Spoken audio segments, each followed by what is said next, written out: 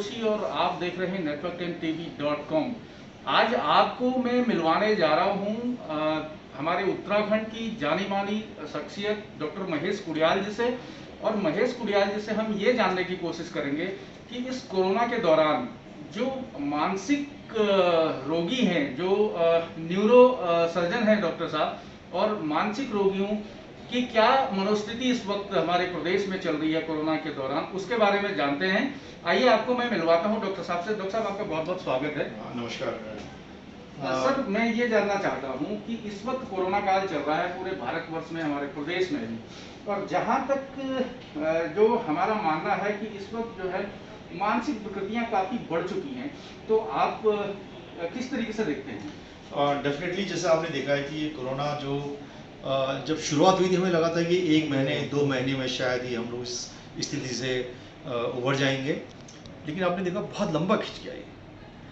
Even like जो normal भी जो इंसान है वो आई थिंक एक उसके अंदर एक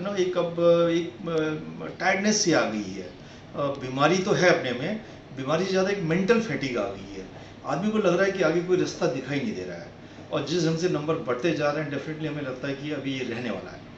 तो ऑब्वियसली बहुत सारे कारण हैं। एक तो बीमारी का डर है, साइकोलॉजिकल पेशेंट को लग रहा है अभी मुझे ना लग जाए, मेरे घर वालों को लग जाए।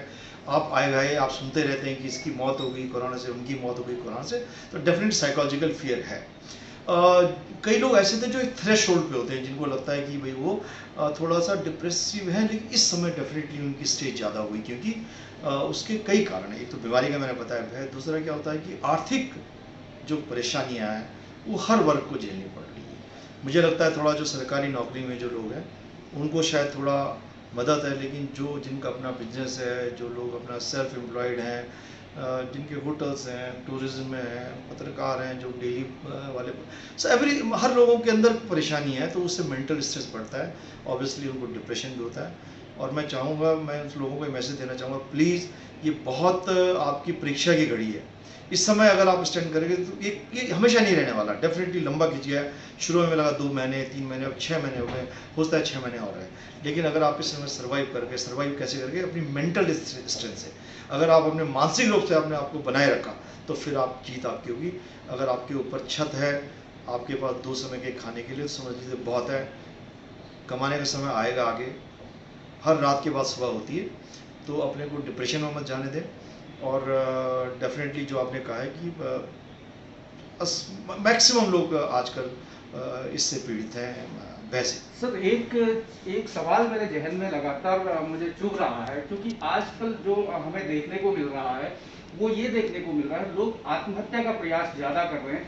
आप न्यूरो प्रैक्टिस करते हैं, न्यूरो सर्जरी करते हैं, तो इस वक्त जो वर्तमान समय है, इस वक्त जो मरीज आपके पास आ रहे हैं, तो किस किस तरह के मरीज आपके पास आ रहे हैं और किस किस तरह की परेशानियां उन पे मिल रही हैं, उसके बारे में थोड़ा सा दर्शकों को बताइए। देखिए, कोरोना जब शुरुआत हुई थी तो हमें लगा था कि इसके सिर्फ ये लक्षण है, लेकिन अब कोरोना किसी भी रूप में प्रेजेंट कर सकता है, किसी भी रूप में।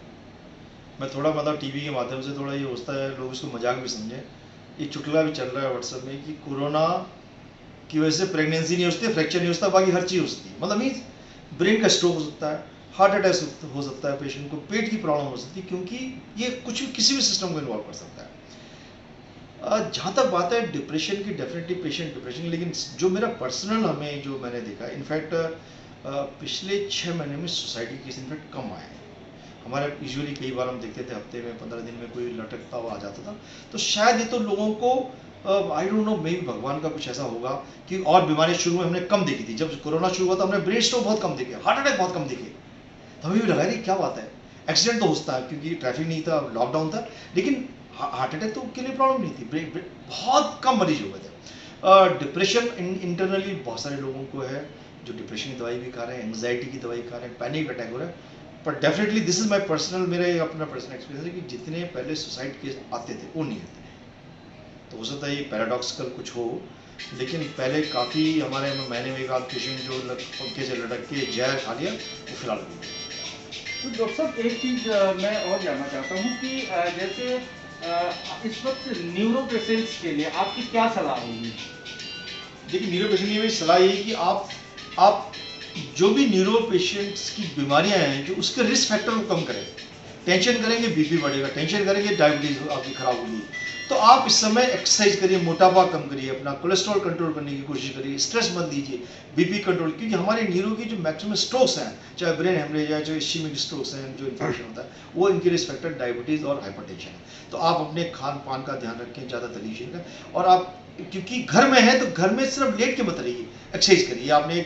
आपको भगवान ने मौका दिया अपने शरीर को स्वस्थ बनाने का, आप योगा कर सकते हैं, मेडिटेशन कर सकते हैं, डेफिनेटली इससे आप हार्ट की बीमारी से बचेंगे, आप ब्रेन की बीमारी से बचेंगे इससे। एक आखिरी सवाल मेरा सर, हमारे उत्तराखंड की जो जनता है जो कोरोना के दौरान इस वक्त पीड़ित है, उन लोगों के लिए आपका एज ए डॉक्टर क्या संदेश होगा? मेरा संदेश उनसे यही कि मैंने पहले भी कहा, ये परीक्षा की घड़ी है, ये स्थिति हमेशा रहने वाली नहीं है।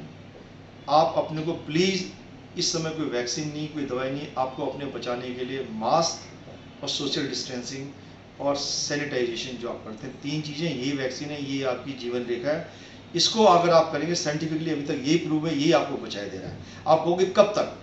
क्योंकि जितना आप मास्क पहनेंगे, जितना आप सोचें, आपके पास वायरल लोड कम होगा।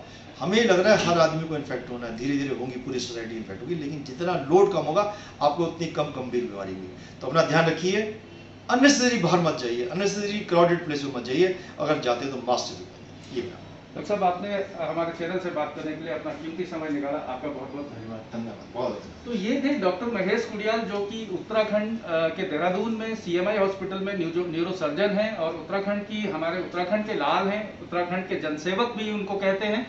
तो उन्होंने कोरोना काल में किस तरीके से न्यूरो पेशेंट्स को अपनी केयर करनी है उसके बारे में बताया, और कोरोना काल में कैसे आप लोगों ने अपनी देखभाल करनी है उसके बारे में बताया। तो मैं आपको बताना चाहता हूं अपने चैनल के माध्यम से कि डॉक्टर कुडियाल ने जो सलाह दी है उसको अपनाएं, व्यायाम करें, अपना ख्याल रखें और अपनों का भी ख्याल रखें। वीडियो जर्नलिस्ट मयूर उपाध्याय के साथ मैं कैलाश जोशी, देहरादून।